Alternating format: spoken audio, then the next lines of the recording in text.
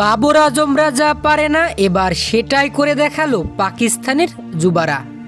জয় দিয়েই Asia cup শুরু করলো পাকিস্তান অনূর্ধ্ব-19 দল।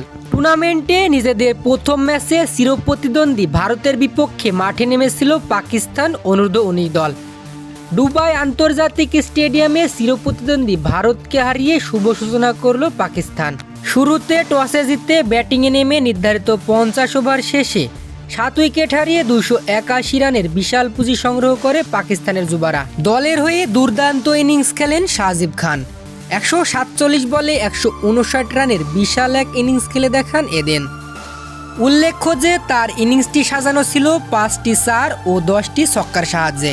তার ইনিংসের উপর ভর করেই পাকিস্তান 282 রানের পাহাড় সমান লক্ষ্য ছুড়ে দেয় ভারতকে।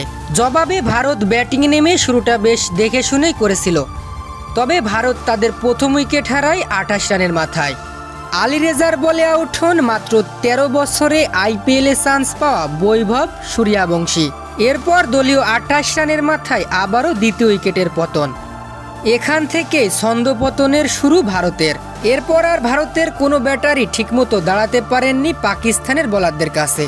শেষ পর্যন্ত নিয়মিত উইকেট হারিয়ে ম্যাচ থেকে এক প্রকার ছিটকে যায় ভারত। আর এরই সাথে শেষ পর্যন্ত শক্তিশালী ভারতকে 44 রানের ব্যবধানে হারিয়ে এশিয়া কাপের আসর শুরু করলো পাকিস্তানের যুবারা। তো দর্শক, খেলাধুলার সব নির্ভুল তথ্য সবার আগে জানতে অবশ্যই আমাদের চ্যানেলটি সাবস্ক্রাইব করুন।